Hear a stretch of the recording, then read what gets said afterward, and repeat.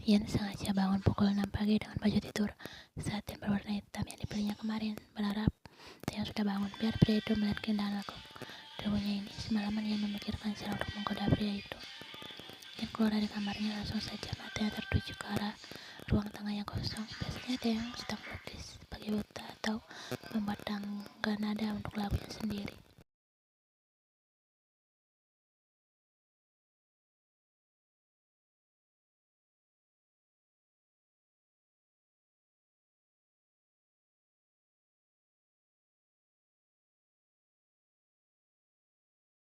Otot Lisep itu terlihat begitu seksi, bahkan perut Taeyong dihiasi oleh 6 kotak yang begitu indah. Ian bahkan sempat menghitung jumlahnya di dalam hati. Mencuat membuat Ian ingin gigitnya sekarang juga. Langsung saja otak Ian dipenuhi oleh khayalan kotor. Sekarang demi Tuhan, Taeyong adalah sangat seksi dibandingkan pria manapun yang matanya juga perlahan turun ke betis pria yang dihiasi bulu-bulu halus. Bagaimana dengan apakah pipi Ian langsung memerah membayangkan hal itu? Yang jelas sudah pasti. Oh ya ampun, Ian semakin penasaran. Rasanya dia ingin menarik itu sekarang juga.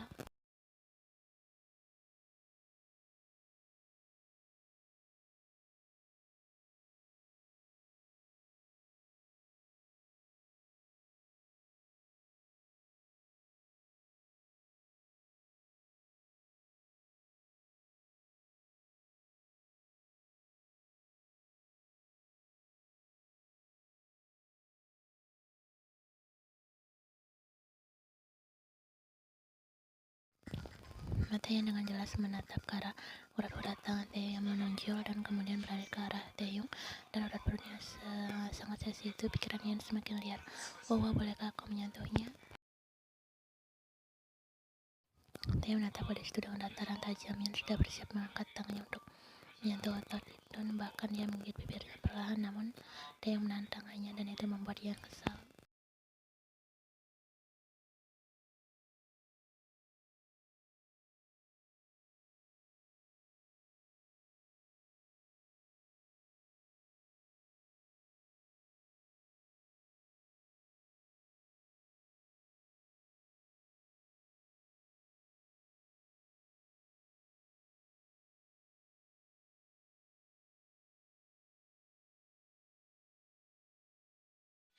Ian menyalingannya. Taeyong terlihat diam dan tidak melawannya lagi. Dengan lancar Ian membawa tangannya ke satu lagi ke dada bidang Taeyong lalu memeluk dada bidang itu dengan erat. Ian menggores pelan punggung Taeyong dengan kuku dan tangannya dengan gerakan.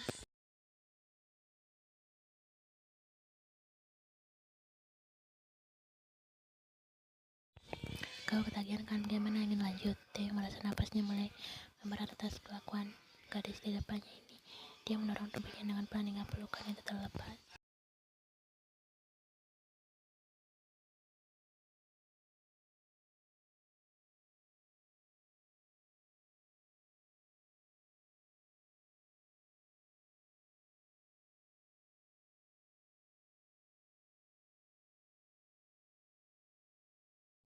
Sudah aku katakan jangan coba memancingku atau aku akan menyesal. Jangan membisikkan matanya. Apakah yang menyesal?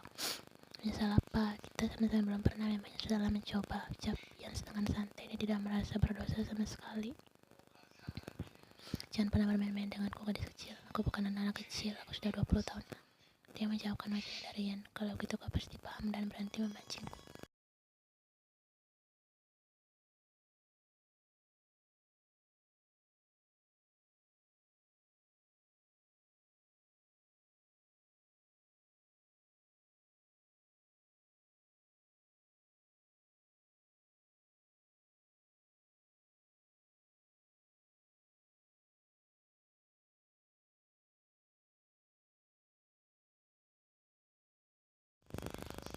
Taeyong tidak menggubris pandangan Ian. Dia masuk ke dalam kamar dan memakai pakaiannya. Dia menurunkan handuk yang melilit pinggangnya. Dia tidak hanya godaan kecil yang diberikan Ian. Taeyong tidak bisa membiarkan gadis nakal itu terus menggodanya.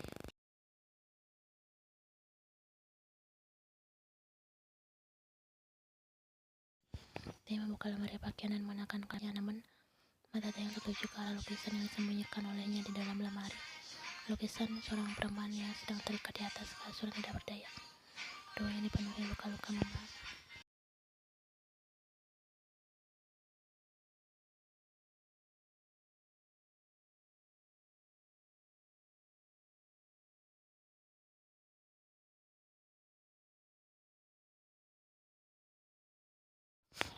Taeyong adalah pria dengan yang luar biasa, yang di luar batas. Dia berusaha menahannya di depan Yen. Jika sudah dilepaskan, maka Taeyong yakin gadis itu akan ketakutan dan memilih pergi. Taeyong menghela nafasnya dan menyimpan lukisan untuk kembali.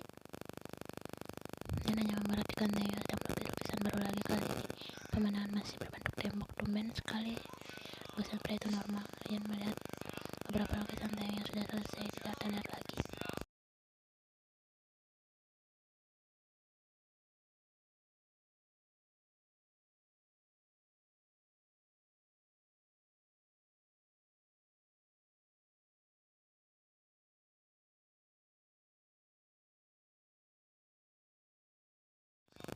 Yen menarik kursi dan duduk di sebelah Taeyong. Pria itu terlihat waspada saat Yen di dekatnya.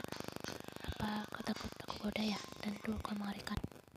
Yen kembali dan tertawa melihat ke arah lukisan Taeyong, namun semakin lama dia melihat lukisan itu tidak asing. Yen membulatkan matanya saat mengetahui Taeyong melukis dirinya jatuh ke got dengan 3 orang preman yang mengelilinginya. Kau melukis grup, tapi kenapa harus di saat yang jelek seperti itu?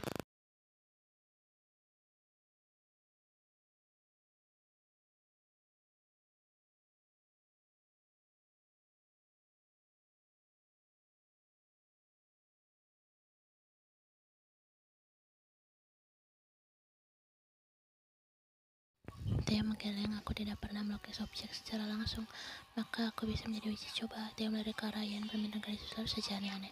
Yen mulai tersenyum dan berpose di depan Taeyong saat ini. Tidak perlu ucap, Taeyong singkat. Yen menghela nafas kesal. Ya sudah, dasar payah. Ya sudah, sana kembali ke kamar, ucap Taeyong tanpa menatap ke arah Yen. Yen sungguh merasa gemas dengan Taeyong. Pria itu selalu saja mengabaikannya.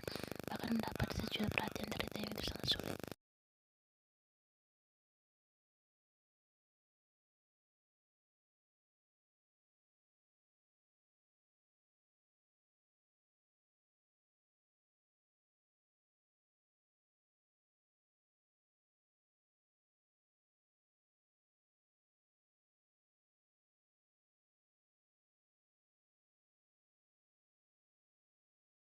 Baiklah, marah guli Yen, dan apakah kau tidak penasaran kenapa aku berada di lukisan?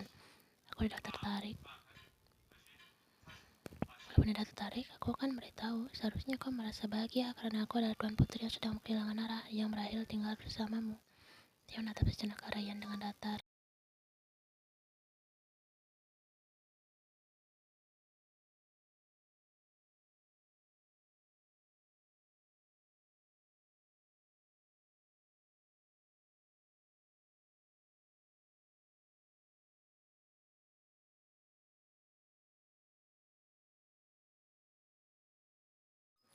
Sontak hal itu membuat kuas Taeyong terhenti bergerak di atas kanvas putih tersebut dan melirik ke arah Yen. Dia tidak menyangka alasan itu terlalu klise. Kenapa aku tidak menuruti mereka? Aku bosan terus diatur pria itu. Aku sama saja tidak menyukai. Lalu untuk apa aku terus berada di sana? Aku juga ingin bebas. Javian sambil menundukkan memainkan kukunya. Alasannya memang sangat simpel. Dia hanya ingin bebas dan berteman dengan siapa saja. Maka dari itu Yen berteman dengan Taeyong. Dia merasa sangat bahagia.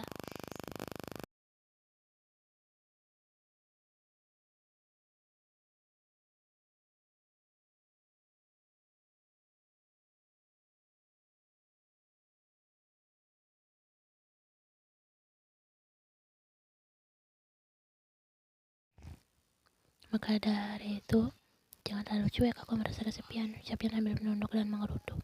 Sudah kehabisan cara untuk menarik perhatian Taeyong. Tanpa yang sadari, Taeyong tersenyum melihat sifat gadis itu. Sampai detik kemudian ia merasakan usapan di kepalanya. Itu pasti tangan Taeyong. Apakah Ida bermimpi? Yen mendongak dan mendapati pria itu tersenyum. Demi Tuhan, Taeyong tersenyum untuknya. Taeyong tidak tahu kenapa dia merasa gemas dengan Yen, dan untuk pertama kalinya dia merasakan perasaan gemas dalam hidupnya. Apakah aku sangat cuek?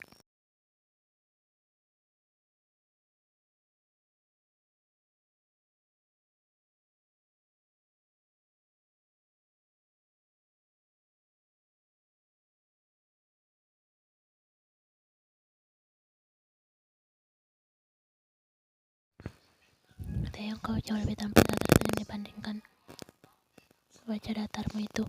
Benarkah aku adalah gadis beruntung karena aku gadis pertama yang melihat senyuman Taeyong? Yan menjadikan alisnya. Apakah selama ini Fredo tidak mempunyai ekspresi lain? Yan ingin melihat Taeyong tertawa, tapi dia tahu hal itu sangat langka.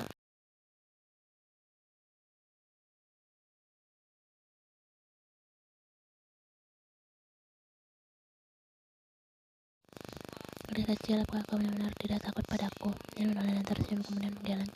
Kita sama-sama manusia, jadi kenapa harus takut? Buktinya kau baik memberikanku tumpangan, memberikanku pakaian.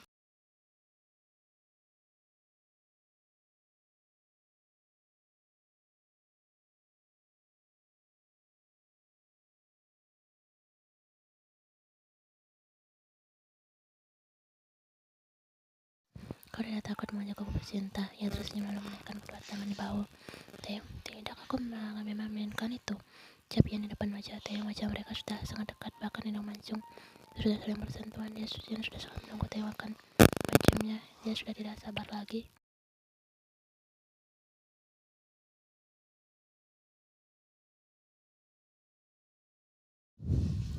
Kau lama, aku ingin dicium sejak tadi. Ia langsung menempelkan bibirnya di atas bibir Taeyong dan memejamkan matanya. Setelah itu Taeyong terkejut karena mendapat ciuman mendadak dari Yan. Kemudian Yan menjauhkan wajahnya saat tidak mendapatkan balasan ciuman dari Taeyong. Gadis itu menunduk.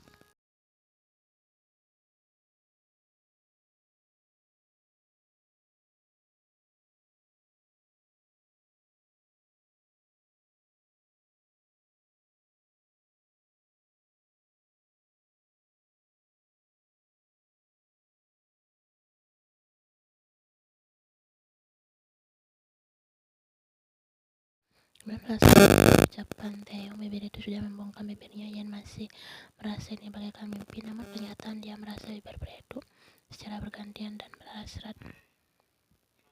Yan menjamkan matanya dan balas Taeyong dengan cara membuka mulutnya. Yan merasa seluruh tubuhnya menegang dan Taeyong melihat seluruh.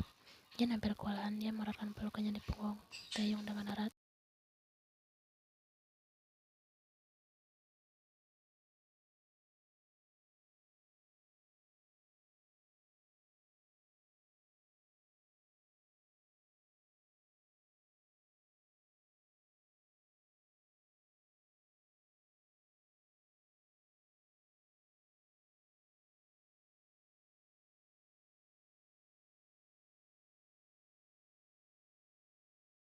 Manis, ucap Taeyong singkat saat di tepat wajah Yan.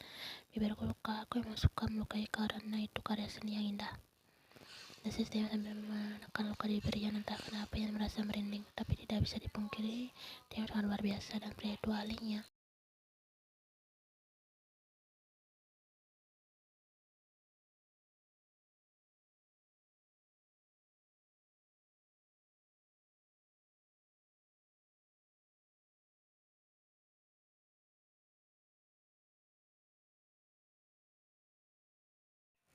Suhu udara di malam hari jauh lebih dingin. Yan menatap langit-langit kamarnya, lampu yang berwarna hingga tamaran suara menambah kesan berbeda, apalagi suara dan sunyi yang senyap di luar sana. Jujur saja, saat pertama kali Yan menginap di sini, dia merasa takut. Yan memegang bibirnya sambil mengingat ciuman yang berapa hari yang lalu. Meyakinkan itulah yang Yan ingat. Bahkan luka di bibirnya baru saja mengering. Maka bercinta dengan pria itu menyakitkan. Makanya Taeyong lalu mengatakan kata menyesal. Yan semua dibuat bingung. Jika itu benar, maka Yan semakin penasaran. Pria seperti apa Taeyong?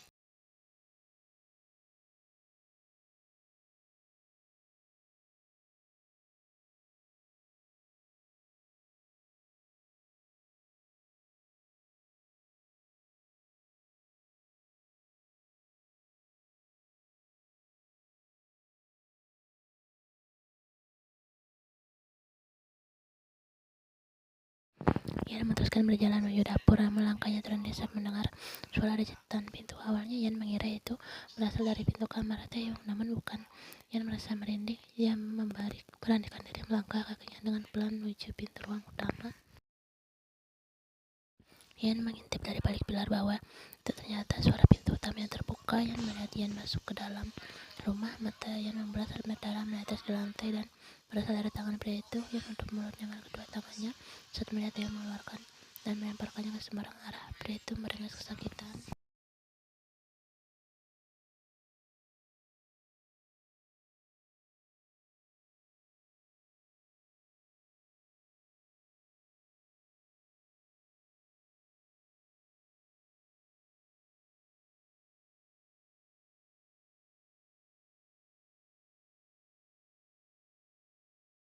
Hal itu tentu membuat Taeyong terkejut dan menoleh ke sumber suara. Dia tahu ada seorang di sana dan Taeyong mulai melangkah. Ian pun langsung bersiap untuk melarikan diri, namun dia merasakan pergelangan tangannya sudah digenggam oleh Taeyong.